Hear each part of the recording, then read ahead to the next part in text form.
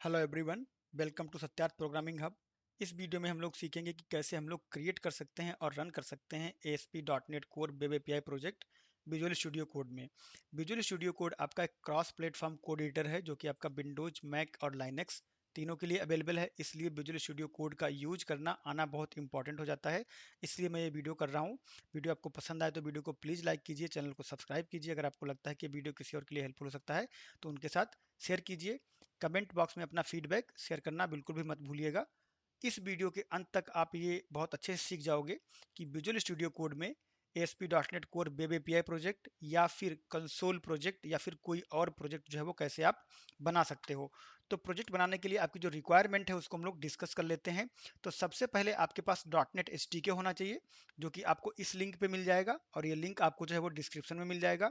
दूसरा आपके पास visual studio code होना चाहिए जो कि आपको इस लिंक में मिल जाएगा और ये लिंक भी आपको डिस्क्रिप्शन में मिल जाएगा। तीसरा आपके पास ब्राउजर होना चाहिए क्योंकि आप जब एपीआई रन करवाओगे तो आपको जो है आउटपुट देखने के लिए एक ब्राउजर आपके पास होना चाहिए। तो ये जो लिंक है बेसिकली आपको कहाँ ले जाएंगे, ये लिंक आपको ले जाएंगे रिस्पेक्टिव साइट पे जहाँ से आप जो है वो डाउनलोड कर सकते हो .NET जो कि आपका .NET का SDK है। और यहाँ से मिल जाएगा आपको विजुअल स्टूडियो कोड जो कि आपका विंडोज, लाइनेक्स और मैक तीनों के लिए अवेलेबल होता है। जिस भी प्लेटफॉर्म पे है उसके लिए आप जो है वो डाउनलोड करके इंस्टॉल कर सकते हैं। तो अब हम लोग चलते हैं विजुअल स्टूडियो कोड पे और यहाँ पे हम लोग जो है वो देख लेते हैं। तो ये आपका जो ओपन होके आएगा और यहाँ पर आपको जो है सिंपल एक वेलकम पेज मिलेगा। तो सबसे पहले आपको क्या करना है, सबसे पहले एक फोल्डर जो है वो ओपन कर लेना है। तो यहाँ पे हम लोग क्या करेंगे, हमारा जो फोल्डर है इसका पाथ हम लोग जो है वो कॉपी कर लेंगे और फिर हम लोग चलेंगे विजुअल स्टूडियो कोड में और यहाँ पे हम लोग फाइल पे क्लिक करेंगे और यहाँ पे लिखेंगे ओपन फोल्डर। तो जितने भी आपके प्रोजेक्ट होते हैं वो किसी ना किसी फोल्डर में बनते हैं, तो एक फोल्डर आपको जो है वो ले लेना होता है। डेस्कटॉप भी का जैसे आपका एक फोल्डर ही होता है। तो एक फोल्डर हम लोगों ने यहाँ पे ले लिया है। अब क्या है कि ये फोल्डर अभी आपका एम्प्टी है, इसको आप जो है वो यहाँ पर एक्सप्लोरर में देख सकते हो।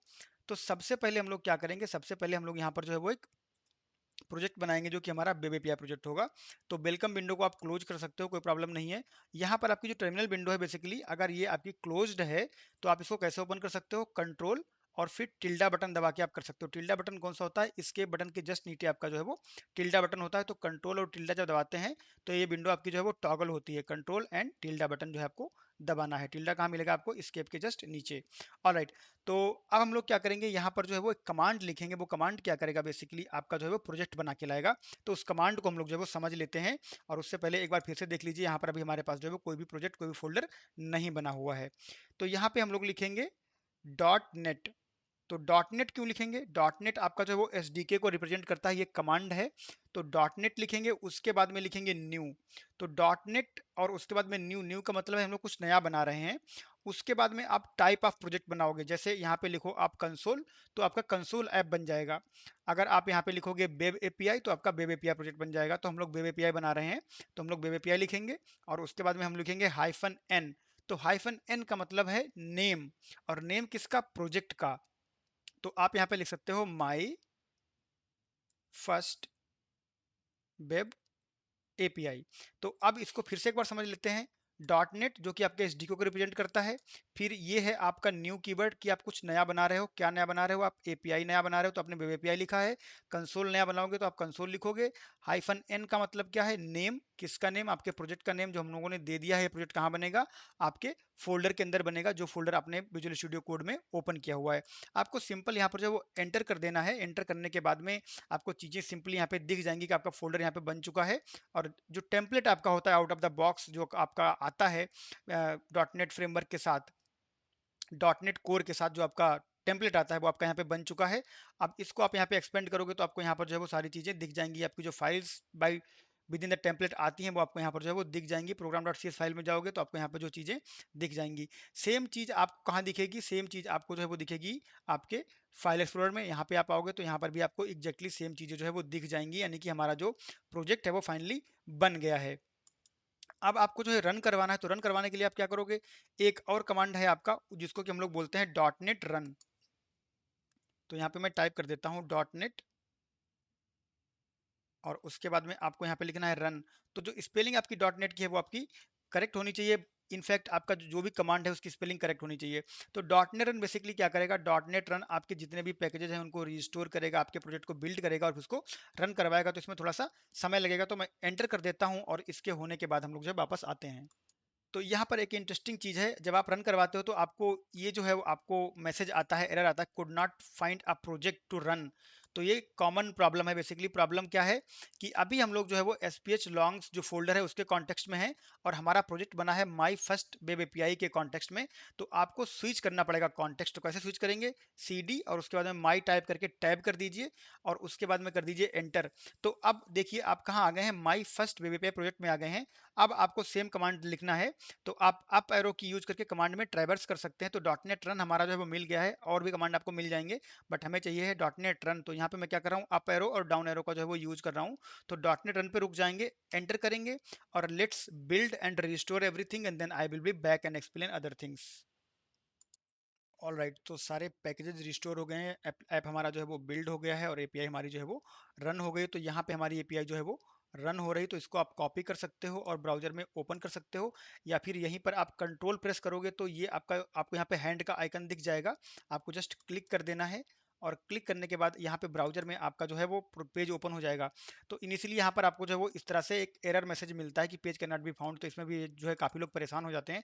तो परेशान होने वाली बात नहीं है। आपको क्या करना है, विजुअल स्टूडियो कोड में वापस आना है, program dot C S file में आपको यहाँ पे जाना है, और आपका जो एंड पॉइंट है वो आपको जो है वो कॉपी करके लाना है। क्या एंड पॉइंट है आपका? वेदर फोरकास्ट जो है वो एंड पॉइंट है। इसको यहाँ से आप कंट्रोल सी कर लो, ब्राउजर में आओ, और यहाँ पे आप जो है वो कंट्रोल बी कर लो। तो क्या होगा कि अब आप जब यहाँ पे एंटर करोगे तो आपको यहाँ पर जो है वो आउटपुट दिखेगा। तो इस तरह से विजुअल स्टूडियो कोड में आप जो है वो वेब एपीआई प्रोजेक्ट बना सकते हो और रन कर सकते हो। बहुत ही सिंपल है, कोई भी इसमें जो है वो रॉकेट साइंस नहीं है। अगर आपको कंसोल ऐप बनाना है तो मैं बोनस के तौर पे वो भी जो है आपको दिखा देता हूँ। तो यहाँ पे इसको जो है क्लोज कर दो, और उसके बाद में हम लोग क्या करेंगे, कंट्रोल सी करेंगे तो आपकी एपीआई जो है वो रन होना बंद हो जाएगी। तो आपको यहाँ पे क्लिक करना है और कंट्रोल सी करना है। तो हमारी एपीआई जो है वो स्टॉप हो चुकी है। अगेन हम लोग यहाँ पे सी डी डॉट डॉट करेंगे तो क्या होगा, हम लोग वापस अपना जो मेन फोल्डर था उसके कॉन्टेक्स्ट में आ जाएंगे, और यहाँ पे कंसोल हम लोग जो है वो क्लियर कर देंगे। कंसोल क्लियर करने के बाद आपको क्या लिखना है, डॉट नेट, फिर से वही लिखेंगे हम लोग डॉट नेट, और फिर लिखेंगे न्यू। और अब हम लोग क्या बनाएंगे, कंसोल। ठीक है। इसके साथ ही मैं आपको एक और चीज बता देता हूँ। पिछली बार हम लोगों ने हाइफन एन यूज किया था अपना प्रोजेक्ट का नाम देने के लिए।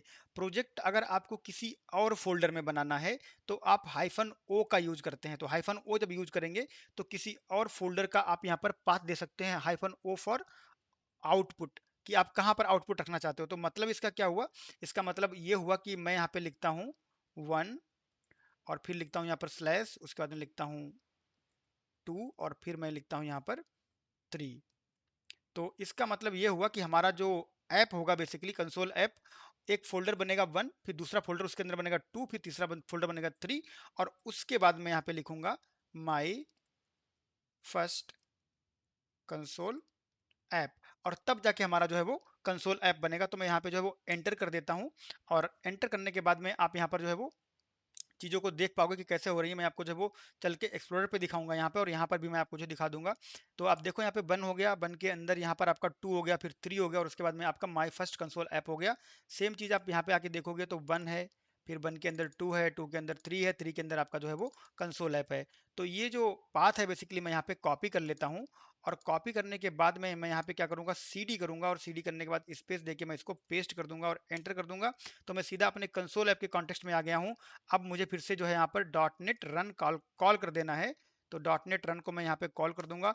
तो क्या होगा, मेरा कंसोल ऐप इस बार रन हो जाएगा, और कंसोल ऐप में जो आउट ऑफ द बॉक्स आपको टेम्पलेट मिलता है वो आपका हेलो वर्ल्ड का होता है, और वहाँ पर यहाँ पर आपका हेलो वर्ल्ड जो है वो प्रिंट हो जाएगा। तो अगर आप यहाँ पे program dot C S file में जाओगे तो सिंपली आपको यहाँ पे हेलो वर्ल्ड दिखेगा, वही हेलो वर्ल्ड आपका यहाँ पर जो है वो प्रिंट होगा। तो हेलो वर्ल्ड आपके यहाँ पे प्रिंट हो चुका। तो इस तरह से मैंने आपको दिखा दिया कि कैसे आप जो है वो वेब एपीआई प्रोजेक्ट बना के रन करवा सकते हो, और मैंने बोनसली आपको ये भी दिखा दिया कि कैसे आप जो है वो कंसोल ऐप बना के रन करवा सकते हो, कैसे आप जो है किसी स्पेसिफाइड फोल्डर में अपना जो है वो प्रोजेक्ट बना सकते हो।